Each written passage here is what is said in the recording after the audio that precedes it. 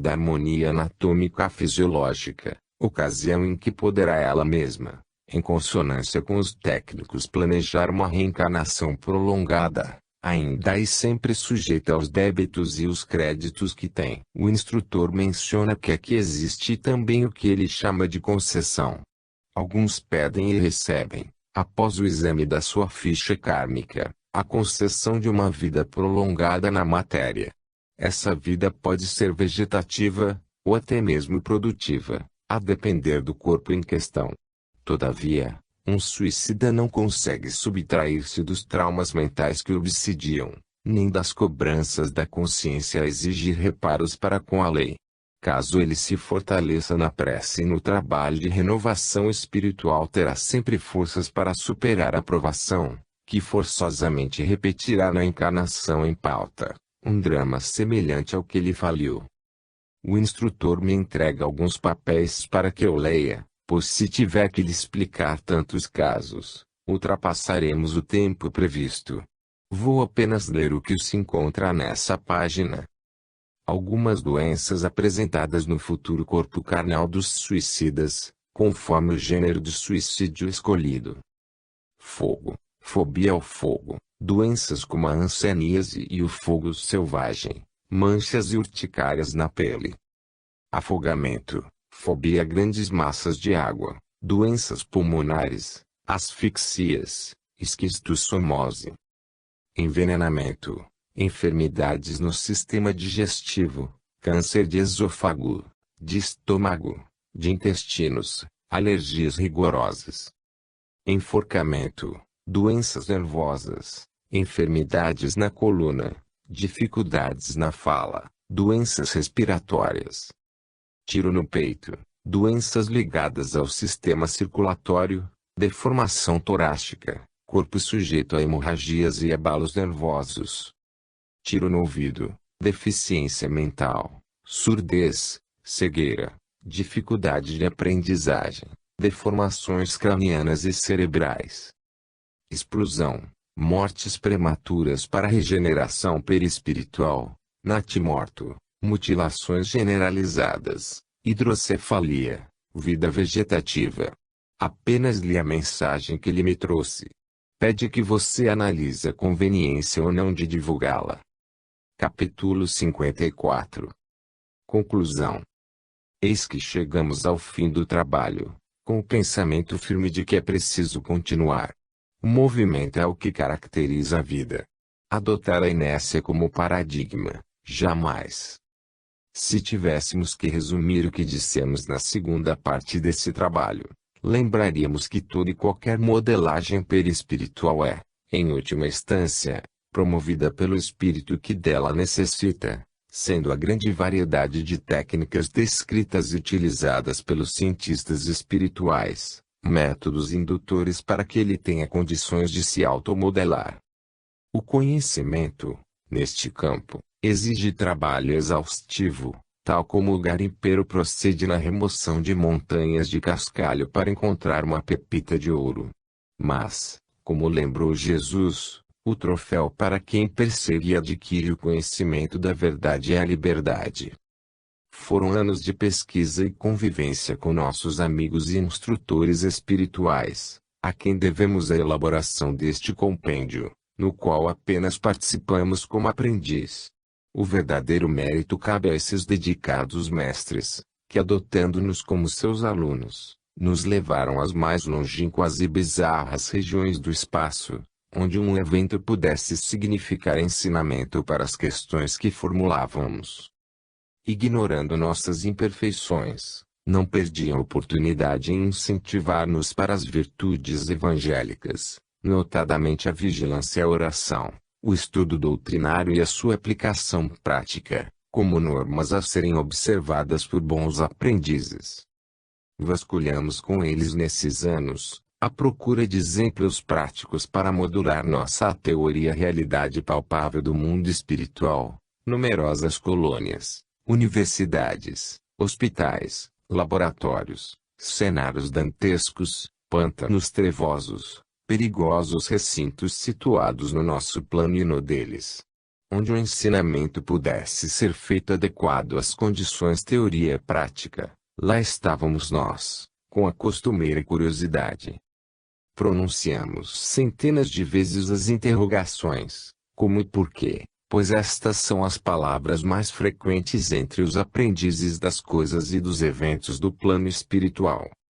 Inútil tentar esboçar um agradecimento. Não saberíamos como fazê-lo, nem jamais eles nos exigiriam tal procedimento. No entanto, há centenas de irmãos que nos ajudaram nesta obra, seja de maneira direta ou indireta, desde o mais evoluído até o misério suicida que se fez objeto de estudo. Dizemos-lhes que Deus os recompense com a paz, salário do servo fiel. Cremos que a ideia de condensar ensinamentos sobre o perispírito foi alcançada, visto não termos a pretensão nem a competência de elaborar um tratado sobre o mesmo. Como convivemos com a imperfeição, sem com ela pactuarmos, nosso trabalho pode conter alguma falha, a qual atribuímos muito mais à nossa pessoa, por ocasião da interpretação e redação da ideia. Os médiuns que colaboraram na obra não são técnicos polivalentes para que pudessem argumentar sobre tantas faces da ciência. Possuem suas limitações como todos nós, mas nunca se mostraram ilhados na acomodação.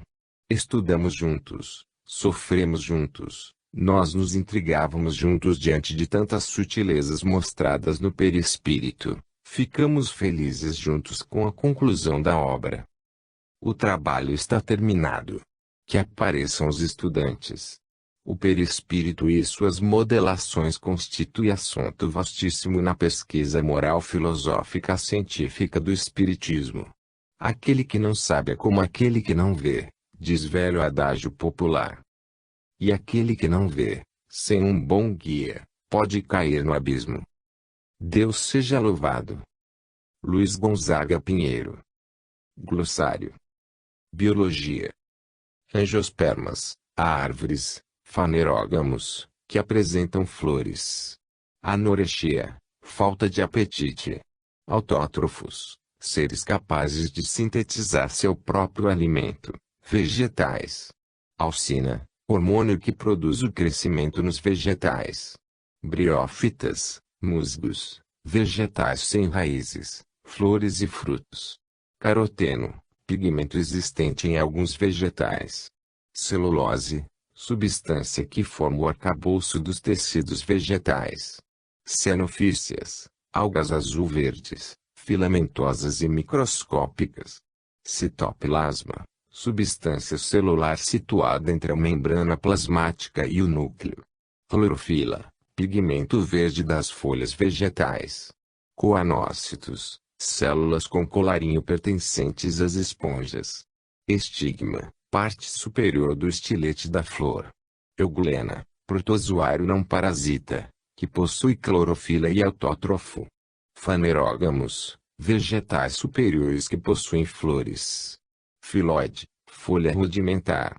Flagelo, estrutura utilizada por bactérias e protozoários, na locomoção. Gimnospermas, árvores, fanerógamos, que não apresentam flores. Hifas, células longas dos fungos. Nastismos, movimentos de curvatura cuja direção independe da origem da excitação, mas da simetria interna do órgão que reage. Existentes nos vegetais. Protoplasma, a maior porção intercelular. Predador, animal que mata para se alimentar. Rizóide, estrutura de fixação que absorve água, raiz rudimentar. Sépia, espécie de bolsa com tinta semelhante ao nanquim, com a qual o povo confunde os seus inimigos. Tropismo, movimentos de curvatura orientados em relação a um agente excitante, podendo ser negativo ou positivo. Existente nos vegetais. Vacúolo, cavidade que se forma na massa protoplasmática. Xantofila, substância amarelada que substitui a coloração verde das plantas. Química. Átomo, porção elementar da matéria. Alfa, primeira letra do alfabeto grego, utilizada para designar uma radiação atômica de características próprias. Beta, segunda letra do alfabeto grego, utilizada para designar uma radiação atômica com características próprias. Corpo, qualquer porção limitada de matéria. Elétron, partícula pertencente ao átomo e que possui carga negativa. Eletrosfera, região do átomo ocupado pelo elétron ao redor do núcleo atômico.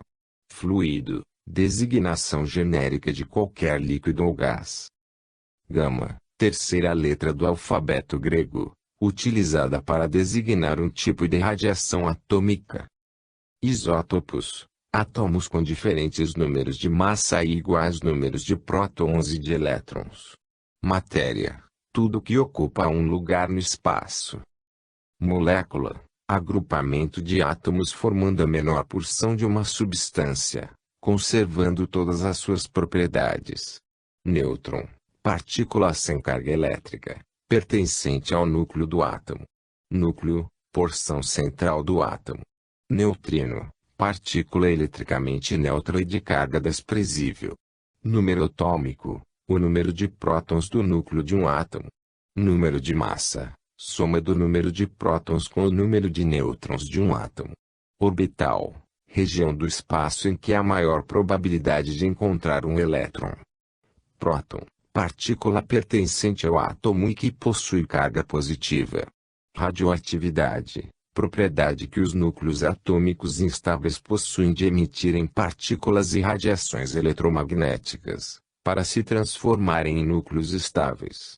Reação nuclear, reação em que altera o núcleo do átomo. Fim.